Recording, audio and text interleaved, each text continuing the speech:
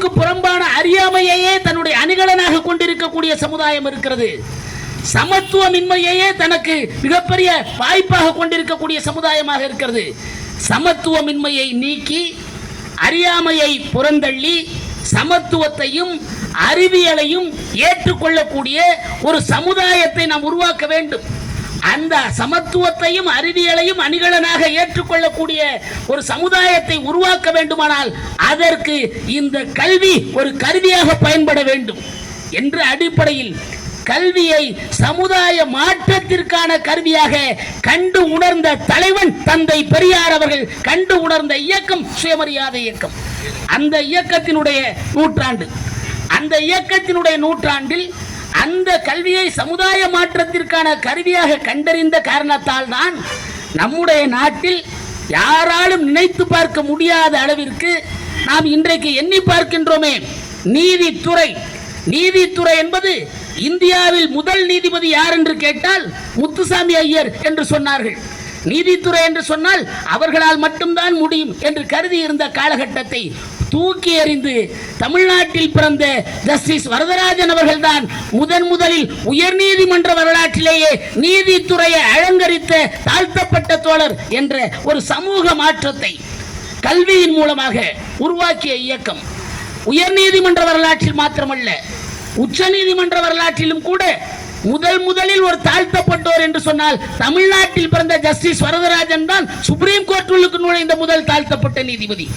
எனவே அதிகாரத்தை அடித்தட்டு மக்களுக்கும் லாபகமாக மாற்றி காட்டிய வாய்ப்பு கல்வியை சமூக மாற்றத்திற்காக பயன்படுத்தினோம்.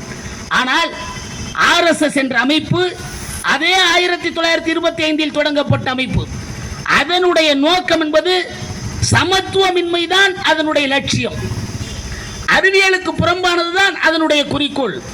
மடமையில் மூழ்கி இருக்கக்கூடிய ஒரு சமுதாயத்தை கட்டமைத்தால் தான் பார்ப்பன மேலாண்மையை யாரும் கேள்வி கேட்க மாட்டார்கள் என்ற நோக்கத்தில் இன்றைக்கு இந்திய துணைக்கண்டத்திலேயே பார்ப்பன மேலாண்மையை கேள்வி கேட்டு சமூக மாற்றத்தை சாத்தியப்படுத்தி இருக்கக்கூடிய மண் தமிழ்நாடு. காரணம், இங்கு மட்டும்தான் பெரியார் பிறந்தார், இங்கு மட்டும்தான் சுயமரியாதை இயக்கம் இருந்தது. எனவேதான் இந்த மண்ணை எப்படியேனும் வேரூன்ற வேண்டும், வேர்பிடிக்க வேண்டும் என்று எண்ணி இருக்கக்கூடிய இந்துத்துவா கூட்டம், RSS கூட்டம் அதை முயல முடியாத பட்சத்தில் அதிகாரம் தன்னுடைய கையிலே கிடைத்திருக்கின்ற வாய்ப்பை பயன்படுத்தி இப்ப இந்த போராட்டம் கூட இன்றோடு நிறைவடையக்கூடிய போராட்டம் அல்ல. இந்த கல்வித்துறையிலே காவி இருள் படியக்கூடிய ஒவ்வொரு காலகட்டத்திலும் மிகுந்த எச்சரிக்கை உணர்வோடு இது அவர்களை வீழ்த்திவிட வேண்டும், நாம் வெற்றி பெற்று விடுவோம் என்ற நோக்கத்தில் அல்ல. தமிழ்நாட்டு மக்கள் ஆழ்ந்து உறங்கி விடுவார்களே, ஆனால் நாம் இவ்வளவு காலம் பாடுபட்டு பெற்றிருக்கக்கூடிய இந்த உயர்வை, இந்த வளத்தை, இந்த வாய்ப்பை இழந்துவிட நேரிடுமே என்ற பாதுகாப்பு உணர்வோடு தந்தை பெரியார் இல்லாமல் இருக்கலாம், தந்தை பெரியார் என்ற தத்துவத்தின் தலைமகன் பேரறிஞர் அண்ணா இல்லாமல் இருக்கலாம், தந்தை பெரியாரால் அடையாளம் காட்டப்பட்ட தமிழகத்தை கல்வி நீரோடை பாய செய்த கல்வி வள்ளல் காமராஜர் இல்லாமல் இருக்கலாம்.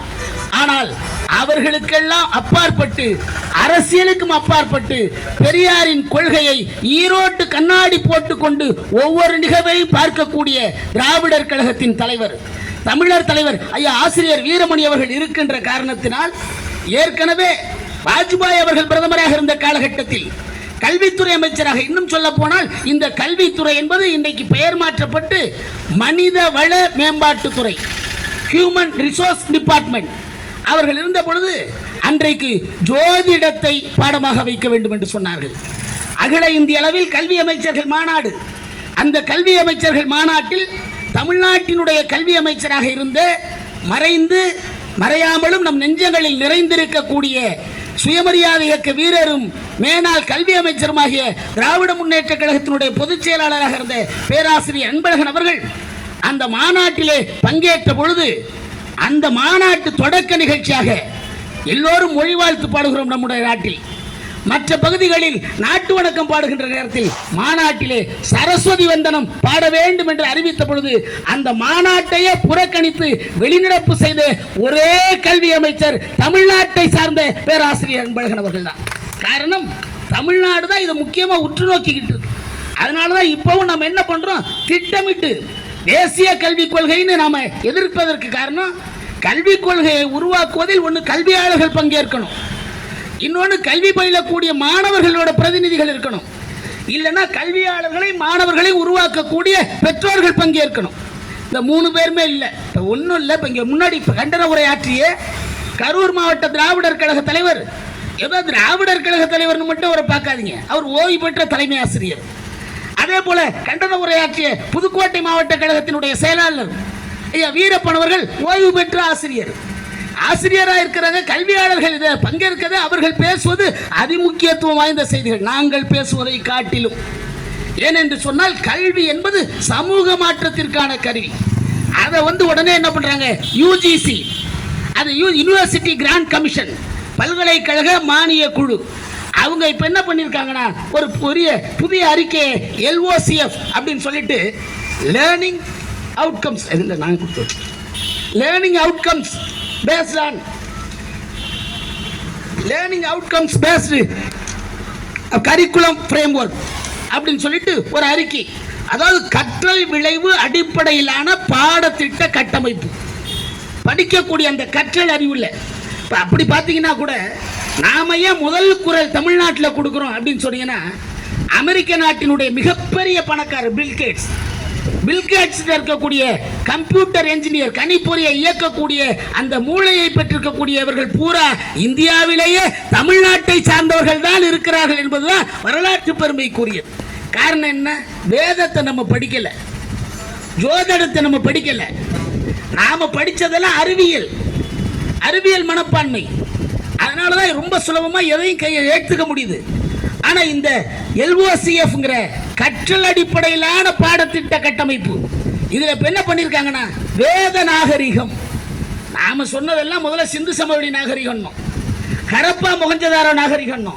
இப்ப நம்ம பெருமைக்குரியதா இன்னமும் நம்ம நினைக்கிறோம். நினைச்சு பாருங்க அருமை பொதுமக்களே, இளைஞர்களே, தோழர்களே, கீழடி, மதுரைக்கு பக்கத்தில் சிவகங்கைக்கு இடையில இருக்கக்கூடிய அந்த கீழடி, அந்த கீழடியினுடைய ஆர்கியாலஜி டிபார்ட்மெண்ட்ல தொல்லியல் துறையினுடைய மிகப்பெரிய நிபுணர், நாம சொல்லல, அமர்நாத், அவர் என்ன சொல்றாருன்னா, இப்படி ஒரு நாகரிகம் மிக்க ஒரு கொடி நாம பார்த்ததே இல்லை. அதுல என்ன சிறப்புன்னா, பெரிய கொடுமை என்னன்னா, நீங்க யோசிக்கணும், LOCF மட்டும் இல்ல, பொதுவா இந்த ஆட்சி கொண்டு வர திட்டம், அதான் சொன்னேன், நல்ல திட்டங்களை செயல்படுத்துறதுக்கு மோசமான ஆட்சியா இருந்தா கோளாறு.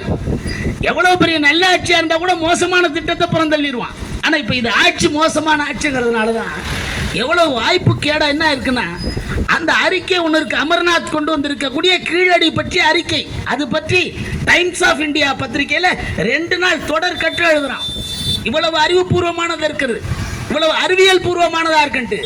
ஆனா இந்திய அரசாங்கம், மோடி அரசாங்கம், இன்றைய ஒன்றிய அரசாங்கம், இன்றைய BJP அரசாங்கம் என்ன கேள்வி கேட்கிறாங்கன்னா, அதுக்கு என்னங்க ஆதாரம் இருக்கு, அதுக்கு என்ன அறிவியல் பூர்வமான ஆதாரம் இருக்கு, அறிவியல் பூர்வமா கொண்டு வரதா அறிவியல் பூர்வமான ஆதாரம் இருக்கான்னு கேட்கிறாரு.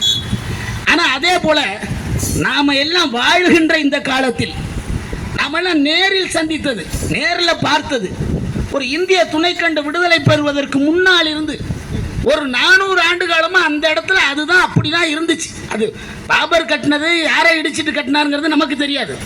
ஆனா நம்ம காலத்துல நாம் பார்த்தது 400 ஆண்டு கால செய்தியாக பாபர் மசூதி அந்த இடத்துல தான் இருந்தது.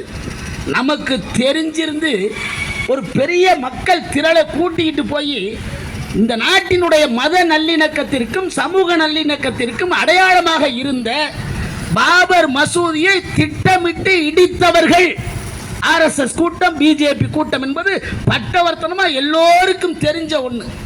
ஆனா அதுக்கு என்ன சொன்னாங்க, இந்த இடத்துல தான் பாபர் மசூதி கட்டினார் அப்படின்றப்ப நாம அதுக்கு என்னையா வரலாற்று ஆதாரம்னு கேட்டா, வரலாறை பத்தி பேசுறது இல்ல, புராணங்கள் தான் வரலாறுன்றாங்க. ராமாயணத்தை கொண்டு வந்து வரலாறுன்றாருங்க, மகாபாரதத்தை கொண்டு வந்து வரலாறுன்றாங்க. நம்ம நாட்டில் வரலாறுல யாரும் உண்மையவே சொல்றது இல்ல, உண்மையை சொல்லாததுனால சொல்லியதே நம்ம எல்லாம் வரலாறு நம்பிக்கிட்டு இருக்கோம். அதனால தானே இன்னமும் நம்ம நாட்டில் தேசபக்தின்னு சொன்னா நமக்கு தெரிஞ்சது திருப்பூர் குமரன் நம்மால் சொல்ல மாட்டேங்கிறாரு. உண்மையிலுமே தியாகின்னா பெரியார சொல்லணும், திருப்பூர் குமரனை சொல்லணும், வாவு சிதம்பரனார் சொல்லணும், தில்லையாடி வள்ளியம்மையை சொல்லணும். ஆனா இவர் தேசபக்தினோட வீரவாஞ்சிநாதன்ங்கிறாருங்க. வாஞ்சிநாதன் உண்மையிலுமே இந்த நாட்டினுடைய விடுதலைக்காக பாடுபட்டவரா? கிடையவே கிடையாது. அவர் என்ன பண்றாருன்னா, மணியாச்சி ரயில் நிலையத்தில் வெள்ளக்கார கலெக்டர் ஆஷ் துரை துணைவியாரோடு ஊட்டியில படிக்கக்கூடிய தன்னோட பிள்ளைகளை பார்ப்ப போதற்கு ட்ரெயின் மாதிரி உட்கார்ந்து இருக்கும் போது போய் அந்த வெள்ளக்கார கலெக்டரை சுட்டு கொன்னுட்டு ஓடி வந்து அங்க இருக்கக்கூடிய கக்கூசலுக்கு பூந்து தனக்குத்தானே சுட்டு கொன்னு செத்து போறான். அதுவரையில நம்ம எல்லாம் அது ஒரு பெரிய வெள்ளக்காரனை சுட்டுட்டான் அப்படின்னு தான் நினைச்சிட்டு இருக்கோம். அதுக்கப்புறம் பார்த்தா சுட்டு கொண்டு செத்த பாக்கெட்ல ஒரு லெட்டர் எழுதி வச்சிருக்கான். யாரு? வாஞ்சிநாதனே எழுதியிருக்காரு. அவர் எழுதியிருக்கக்கூடிய அந்த லெட்டரை, கடிதத்தை தோழர்களே எடுத்து படிச்சு அவர் என்ன சொல்றாருன்னா, அழியாத சனாதன தர்மத்தை, சனாதன தர்மம்னா என்ன? இப்ப மறுபடியும் கல்விக்கு வாங்க. அழியாத சனாதன தர்மம்னா இந்த நாட்டில் படைப்பு கடவுள் பிரம்மா, பிரம்மாவோட முகத்தில் பிறந்தவன் பிராமணன், தோளில் பிறந்தவன் சத்திரியன், தொடையில் பிறந்தவன் வைசியன், காலில் பிறந்தவன் சூத்திரன். இதுதான் 4 வர்ணங்கள். இந்த 4 வர்ணங்களுக்கு என்னென்ன கடமைன்னு எழுதி வச்சிருக்கான். அந்த கடமைப்படி பார்த்தீங்கன்னா படிப்பு என்பது பிராமணர்களுக்கு மட்டுமே உரித்தானதுன்னா, மற்ற யாரா இருக்கலாம், சத்திரியரா இருக்கலாம், வைசியரா இருக்கலாம், யாருக்கும் கிடையாது. மன்னரா இருக்க கூட தகுதி இல்லைன்ட்டாருங்க. நம்ம நாட்டில் சிவாஜி இருந்தார். சிவாஜினா நீங்க நடிகர் திலகம் சிவாஜியை சொல்லல, நான் மராட்டிய சிவாஜியை சொல்றேன். அதை பத்தி ராஜா ராணின்னு ஒரு படம் ஆரூர் தாஸ் கதவசனம் எழுதியிருப்பார். அதுல ஒரு சீன் வரும். அவனுக்கு மகுடம் தகவல் கூடணும், முடி பிடிக்கணும், முடி சூட்டணும். முடி சூட்டுறதுக்கான வாய்ப்பு எல்லாம் கிடைச்சா அது சொல்றார், நீ சத்திரிய குலம் பறக்கல, அதனால உனக்கு முடி சூட்ட முடியாது, மன்னரா இருக்க கூட தகுதி இல்லைன்னா. அப்ப அதுக்கு என்ன பண்ணணும்னா, காகப்பட்டர் அவரை கூட்டு வந்து அவருக்கு பார்ப்பனரா மாறணும் அப்படின்னு சொல்லி பார்ப்பனரா மாத்தினி சத்திரியனாக்கினதுக்கு அப்புறம் தான் மன்னராக்க முடியும்னா. அதுதான் சினிமாவோட வசனம். தாழ்ந்த ஜாதி மன்னர் குலத்தில் பிறப்பாதவன், பரம்பரை உரிமை இல்லாதவன், மானம் காக்கும் குடியானவன், மகுடம் தாங்க முடியாத பார்த்தாரியார் இந்த புறவியிலம் இருந்து ஆர்த்தெழுந்த சிவாஜியை கண்டு நாட்டுக்கூட நல்லவன் என்று பொறுப்பாட்டு முழக்க மன்னவன் என்றும் ஆரத்தி எடுத்த மக்கள் எங்கே ஓரத்தில் என்று வெற்றி வரட்டும் அதன் தாளத்தை அனுபவிப்போம் என்று காத்திருந்த ஆணவ காரர்கள் எங்கே ஒரே எடுத்த வலெடுத்த ஒவ்வொரு முறையும் மராட்டியம் என முழங்கி இதை எடுக்க துடித்த வேங்கை போல் எங்கே பகைவர் என்று தேடி இறை தேடி வெல்ல மட்டும் வகை உண்டாம், முடிசூட்டிக் கொள்ள மட்டும் தடை செய்வார்களாம் அப்படின்னு வசனம் எழுதணும். மன்னராக்கல படிப்பு நம்ம கிட்ட இல்லைன்னாங்க. காரணம் சனாதன தர்மம். அந்த சனாதன தர்ம தத்துவத்தை, சமத்துவமின்மையை ஒழித்து சமத்துவத்தை உருவாக்குகின்ற முதல் படியை உருவாக்கிய ஒருத்தர் தான் வெள்ளக்கார கலெக்டர் ஆஷ் துரை. அவர் சனாதனத்தை, சமத்துவமின்மையை ஒழிக்கிறான், நம்ம மேலாண்மையை அழிக்கிறான் அப்படிங்கிற ஆத்திரம் வந்து ஐயங்கார் பார்ப்பனர் வாஞ்சிநாதர் அந்த ஜாதி வெறியோடு அவரை சுட்டு கொண்டார். இது எதுக்காகன்னா பார்ப்பன மேலாண்மையை பாதுகாப்பதற்காக. ஆனா நம்ம நாட்டில் வரலாறு எழுதின பூரா மாற்றி எழுதிட்டான். அவர் தான் தேசபக்தி, உண்மையை சொல்றதே இல்லைங்க. இப்ப அந்த முழக்கம் எழுப்பினார் பாருங்க. முழக்கம் எழுப்பும் போது ஒரு அற்புதமான செய்தியை சொன்னாரே, கபூர் கமிஷன். எத்தனை தேசபக்த தொண்டர்களுக்கு தெரியும் கபூர் கமிஷன்? 1948 ஜனவரி திங்கள் 30ஆம் தேதி நம்ம நாட்டில் இன்னமும் இந்த காலண்டர் அச்சடிக்கிற ஆள்லாம் பண்ற கோளாறு என்ன தெரியுங்களா? காந்தியார் நினைவு நாள். காந்தியார் என்ன இயற்கை எழுதிய நாளாங்க அது. காந்தியார் சுட்டுக் கொல்லப்பட்ட நாள். காந்தியாரை யார் சுட்டு கொன்ன? ஆங்கிலேயன் சுட்டு கொண்டு இருந்தால் ஆச்சரியம் இல்லை. ஏன்னா வெள்ளையின வெளியேறுங்கிற இயக்கம் நடத்தியவர் காந்தி. அதனால அவன் தான் சுட்டு இருக்கணும். ஆனா அவன் சுடல. அதை தாண்டி வேற யார் சுட்டு இருக்கணும்? இந்தியாவிலிருந்து பாகிஸ்தான் பிரியக்கூடாதுன்னு சொன்னார். அதனால ஒரு இஸ்லாமியர் சுட்டு இருக்கணும். சுட்டு இருந்தா ஆச்சரியப்படுறது இல்லை. ஆனா காந்தியாரை ஒரு இஸ்லாமியர் சுடல, காந்தியாரை ஒரு வெள்ளைக்காரர் சுடல. காந்தியாரை யார் சுட்டா? இந்திய நாட்டை, இந்து துணைக்கண்டத்தை இந்துஸ்தானம்னு சொல்லி அது இந்து நாடுன்னு இன்னைக்கும் உருவாக்கணும் துடிக்கக்கூடிய மதவெறி கூட்டத்தினுடைய பிதாமகன் அவர்தான் வி.டி. சாவர்கர். அவரால் உருவாக்கப்பட்டவர். கோட்சேங்கிற நாதுராம் கோட்சேங்கிற RSS பார்ப்பனர், மராட்டிய மாநில சித்பவன் பார்ப்பனர். அவர் சுட்டு கொண்டார். அந்த சுடுவதற்கு கான்ஸ்பிரசி சதி திட்டம் தீட்டியவர் வி.டி. சாவர்கர். அந்தமான் சிறைச்சாலையில் இருந்தப்ப இந்த நாட்டுக்கு மன்னிப்பு கடிதம் எழுதி கொடுத்தவர். நான் இனிமே எந்த நடவடிக்கையில ஈடுபட மாட்டேன்னு எழுதி கொடுத்தவர். மன்னிப்புன்னு சொன்னா அதுக்கு நேர அகராதியில் எழுதணும்னா வி.டி. சாவர்கர்னு தான் எழுதணும். அந்த ஆளை கொண்டு வந்து இப்ப பாடத்திட்டம் இந்த யூஜிசில எல்ஓசிஎஃப் கொடுத்திருக்க அறிக்கையில் என்ன சொல்லியிருக்கான், அவர் தான் தேசபக்தி சுதந்திர போராட்ட வீரர். அதுல சொன்னது மாத்திரம் இல்ல, முன்னோட்டமா மோடி என்ன பண்ணார் தெரியல, இந்த 79வது சுதந்திர தின விழா அப்ப கொண்டாடினார் பாருங்க. இந்த 79வது சுதந்திர தின விழா கொண்டாடும் போது காந்தி படம் கீழே இருக்கு, காந்திய கொலை செய்யறதுக்கு சதி திட்டம் தீட்டிய வீட்டி சாவர்கர் படம் மேல இருக்கு. முன்னோட்டம் அது. எப்படியாவது இந்த நாட்டை மதவாத நாடாக மாற்றிவிட வேண்டும். வேத நாகரிகம் தான் இந்த நாட்டினுடைய உண்மையான நாகரிகம் மாற்றணும் அப்படின்றார். சரஸ்வதி அறிவியலுக்கு புறமா சொன்னாங்களே, போர்ஜரியா ரொம்ப அற்புதமா சர்ஜரி பண்ணது நாம கண்டிக்கலங்க நண்பர்களே, தோழர்களே. நோபல் பரிசு பெற்ற விஞ்ஞானி வெங்கடேஸ்வரன், இன்னும் சொல்ல போனா அவர் பார்ப்பனர் தான்.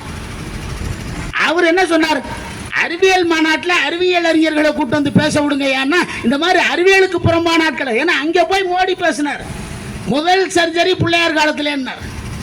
இப்போ ஒரு ஆள் பாடம் திட்டங்க உத்தரப்பிரதேசத்தில் பாடம் நடத்தும் போது கேட்டிருக்கிறார். கொஸ்டின்ல என்ன கேள்வி கேட்டார்னா, நல்ல பள்ளிக்கூடத்தில் போய் பையன்கள்கிட்ட கேட்குறார். அவரு கேட்குறப்ப சந்திர மண்டலத்துக்கு முதல்ல போனது யார், நிலவில் யார் போய் முதல்ல கால் வச்சா அப்படின்னு கேட்டா, அங்கே இருக்க மாணவர்கள் ரொம்ப தெளிவாக அவங்க படித்த அறிவில் நீல் ஆம்ஸ்ட்ராங் பதில் சொல்லியிருக்காங்க. இதுதானே சரி, இதுதானே உண்மை. ஆனால் அங்கே அவர் என்ன சொல்றாருன்னா, நீல் ஆம்ஸ்ட்ராங் இல்லைங்க, அதுக்கு முன்னாடி ஒருத்தர் போய் கால் வச்சிருக்காருன்னா யாரான்னு கேட்டா, ஏபிடி பார்சல் சர்வீஸ் ஓனர் அனுமார் தாயா போய் பார்த்தார் அப்படின்னு சொல்லி கொடுக்குறான். இவன் கல்வி அமைச்சராக இருக்கிறதுக்கு இந்த நாட்டில் எரும மாடு மேய்ச்சிக்கிட்டு இருக்கலாமா இல்லைங்களா?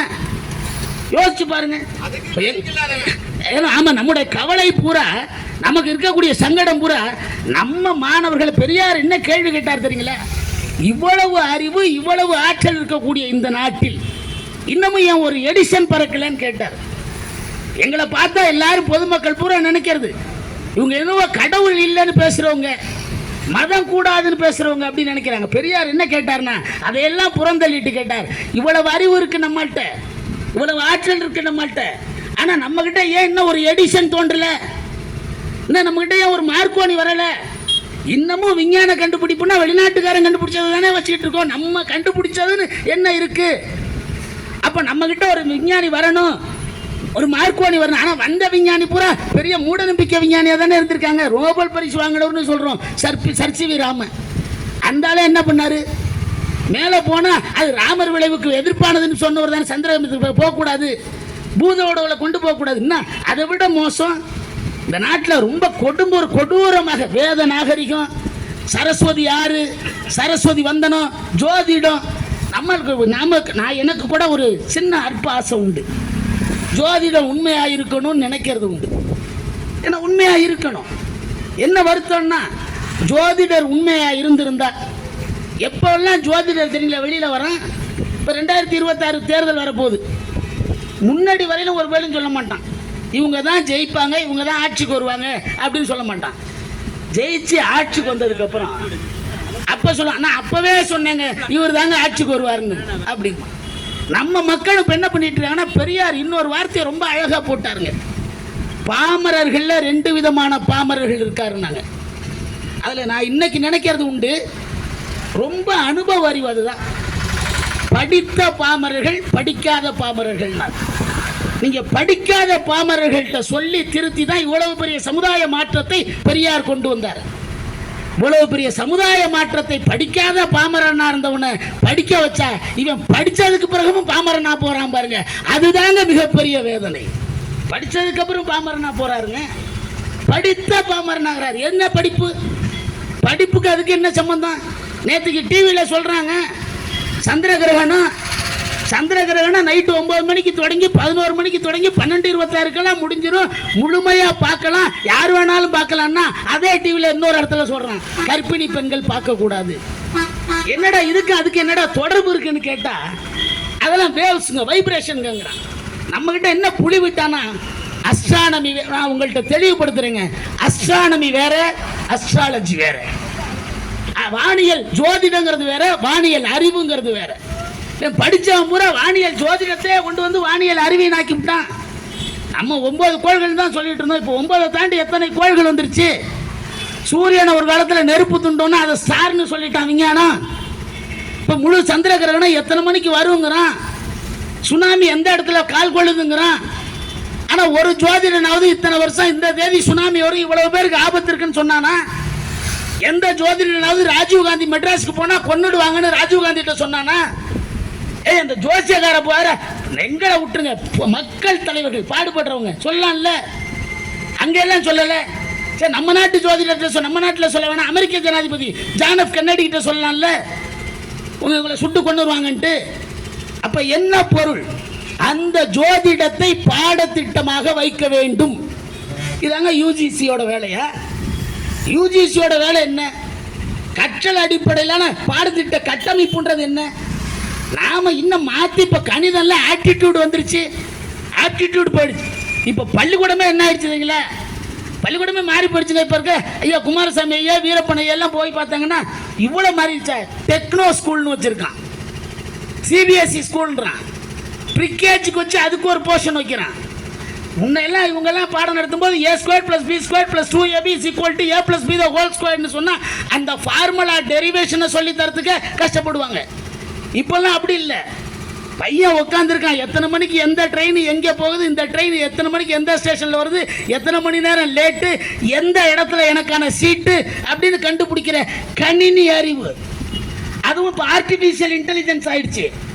நான் 20 வருஷத்துக்கு முன்னாடி எப்படி இருந்தேன்னு பாடுறான், இன்னும் 20 வருஷம் கழிச்சு நான் எப்படி இருப்பேன்றதை கண்டுபிடிக்கிறான். நாம அறிவியல் மனப்பான்மையோடு இருக்கணும்னு நாம கவலைப்பட்டா இந்த ஆட்சி அதிகாரத்தை பயன்படுத்தி எத்தனை தடவைங்க போராடுறது. இனிமே இந்த போராட்டத்தோட நம்ம ஒரு முடிவு எடுக்கணும், நம்ம தலைவர்கிட்ட சொல்லணும். இனி தொடர்ச்சியா நம்ம போராடிட்டு இருக்கிறது அர்த்தம் இல்லை. ஏன்னா கல்வியில இவ்வளவு பெரிய சிக்கலை உண்டாக்குறோம். எப்போ போராடுறது? ஒன்று ரெண்டே முடிவு எடுக்கணும். ஒன்று, நமக்கான கல்வி கொள்கை நம்ம உருவாக்கி இருக்கணும்ல, அது மாதிரி இனிமே கல்வி என்பது நம்முடைய மாநில அரசு பட்டியலில் தான் இருக்கணும். அதுல எந்த மாற்றமும் இல்லை. எமர்ஜென்சி காலத்தில் நம்மையே கேட்காம அன்றைக்கு இருந்த ஒன்றிய அரசு கல்விய பொது பட்டியல், அது ஒத்திசைவு பட்டியல், கன்கரண்ட் லிஸ்ட் அங்க கொண்டு போய் சேர்த்துட்டாங்க. அதனால அவன் என்ன பண்றான், அவன் இஷ்டத்துக்கு நம்ம கிட்ட விளையாடுறான். அப்ப கல்வி என்பது மாநில பட்டியலுக்கு வரணும். நீ என்ன பண்ண, தமிழ்நாட்டை பார்த்து தமிழ்நாட்டை போல மற்ற மாநிலங்களும் கல்வியில முன்னேறணுங்கிறதுக்கு என்ன முயற்சி எடுக்கணுமா? அதை விட்டுட்டு திரும்ப குலக்கல்வி திட்டத்தை கொண்டு வரணும்னு நினைக்கிறீங்க. ஒவ்வொரு பேரும் ஒரு காலத்தில் சமஸ்கிருத வேதம், இன்னொரு காலத்தில் ஜோதிடம், இன்னொரு காலத்தில் இதையெல்லாம் தாண்டி நமக்கு இருந்த பெரிய கவலை ICHR வரலாற்றுத்துறை. வரலாற்றுத்துறையில் பேராசிரியர்கள் பூரா எல்லாம் RSS காரனா கொண்டு வந்து போட்டாங்க. வரலாறுக்கு அவனுக்கு என்ன சம்பந்தம் இருக்கு? மிகப்பெரிய வரலாற்று அறிஞர் ரொமிலா தாப்பர் சொல்றாங்களே, வந்து நாட்டை வரலாற்றை பின்னோக்கி எடுத்துட்டாங்க. அப்ப எந்த விதத்திலேயும் இந்த ஆட்சி, மோடி ஆட்சி, இவங்க இப்ப என்ன பண்றாங்கன்னா இந்த கல்வியில கைய வச்சா போதும். நம்மள படிச்சு யோசிக்கிறதுனால ஏன்னு கேள்வி கேட்கிறான். ஏன்னு கேள்வி கேட்க கூடாது, ஏன்னு கேள்வி கேட்க கூடாதுங்கிற அறிவு இருக்கணும். நாங்க பெரியார் சொன்னார்னு கூட சொல்ல, சுயமரியாதை இயக்கம் சொன்னிச்சுன்னு கூட சொல்ல. நாம எல்லாம் சொல்றோமோ உலக பொதுமறை, திருவள்ளுவரே சொல்லியிருக்காருன்னு சொல்றோமே, எப்பொருள் யார் யார் வாய் கேட்பினும் அப்பொருள் மெய்ப்பொருள் காண்பது அறிவு. எப்பொருள் எத்தன்மை தாயினும் அப்பொருள் மெய்ப்பொருள் காண்பது அறிவு. அறிவு அற்றம் காக்கும் கருவி. அறிவு உடையார் எல்லாம் உடையார். அறிவு தாயா முக்கியம்னா விதின்னு சொன்னா அதையே அவரே எழுதினாரு. விதிங்கிறது தெய்வத்தான் ஆகாது எனினும் முயற்சி தன் மெய்வருத்த கூலி தரும். இது தமிழ்நாட்டுக்கே இருக்கக்கூடிய மரபார்ந்த உணர்வுங்க.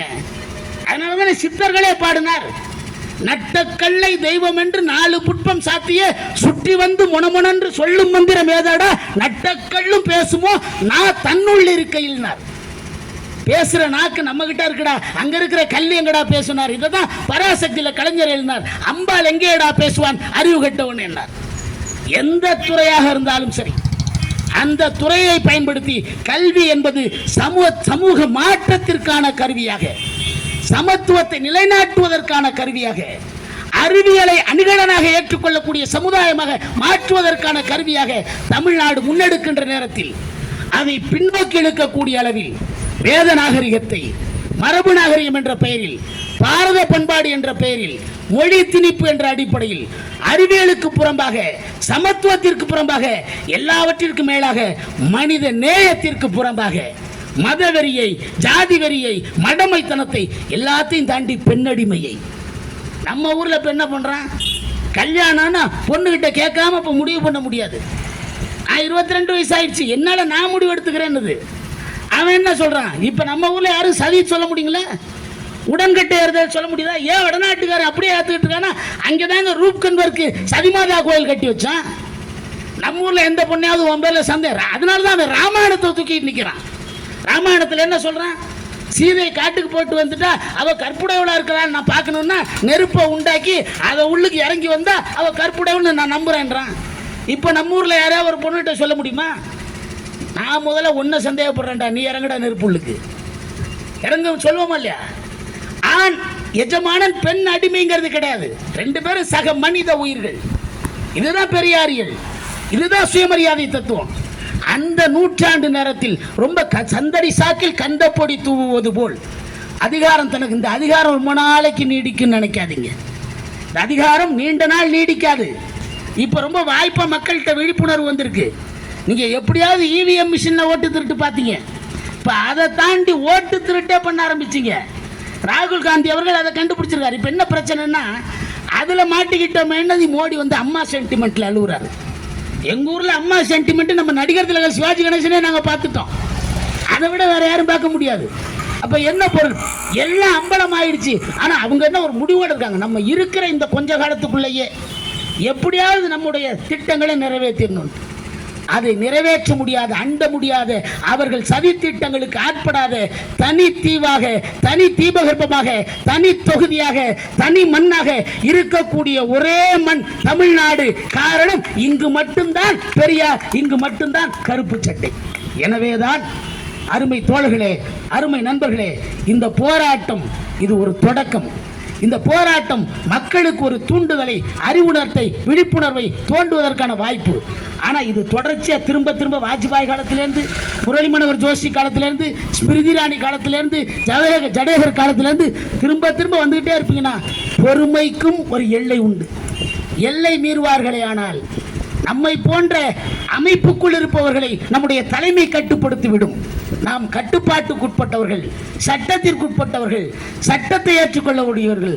ஆனால் இவர்களின் சூழ்ச்சியை, இவர்களின் சூதுமதியை, இவர்களின் வஞ்சகத்தை புரிந்து கொள்ளக்கூடிய நம்மை போன்ற அமைப்புக்கு கட்டுப்படாத உணர்ச்சி உள்ள இளைஞர்கள், தலைவர்கள், தமிழர்கள் முன்னேறுவார்களானால், அவர்கள் முன்னெடுப்பார்களே ஆனால் அது இந்தியா என்ற ஒரு கட்டமைப்பையே சிதைக்கக்கூடிய சூழலுக்கு சென்றுவிடும். எனவேதான் இந்த போராட்டம் இந்தியாவை பாதுகாப்பதற்கான போராட்டம் என்று சொல்லி இவ்வளவு நேரம் பொறுமையோடு பங்கெடுத்த அனைத்து தோழர்களுக்கும், புதுக்கோட்டை, பெரம்பலூர், கரூர், லால்குடி, திருச்சி ஆகிய கழக மாவட்ட பொறுப்பாளர்கள், மிகப்பெரிய அவர்கள் இருக்கக்கூடிய வயது முதிர்ச்சி இவ்வளவையும் தாண்டி வந்து பங்கெடுத்தக்கூடிய அவர்களுக்கும் நன்றி சொல்லி, இவ்வளவு நேரம் எந்த கூட்டத்திலே இவ்வளவு செய்திகள் கிடைக்காது என்ற அளவிற்கு செய்திகளை செவிமடுத்து கேட்டிருக்கக்கூடிய காவல்துறையினருக்கும் எங்களுக்கு நெஞ்சார்ந்த நன்றியினை தெரிவித்து விடைபெறுகிறோம். நன்றி, வணக்கம்.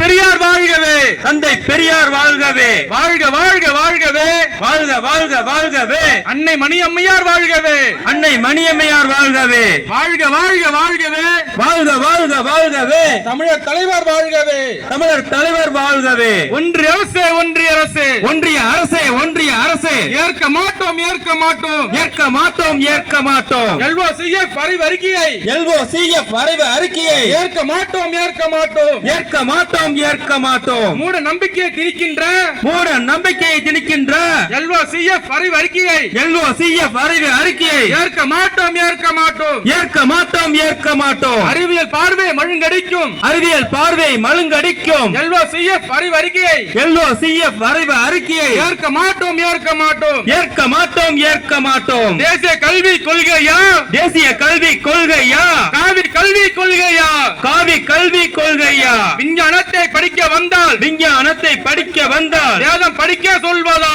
வேதம் படிக்க சொல்வதா, கணக்கு பாட திட்டத்தில், கணக்கு பாட திட்டத்தில் வழியில் கண்ட குப்பைகளை சேர்ப்பதா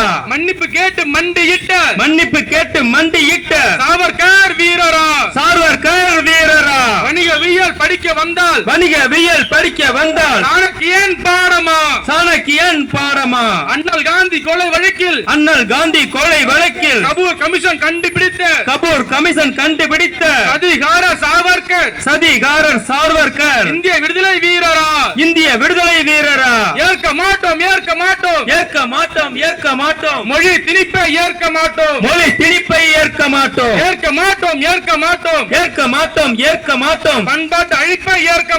பண்பாட்டு அழிப்பை ஏற்க மாட்டோம்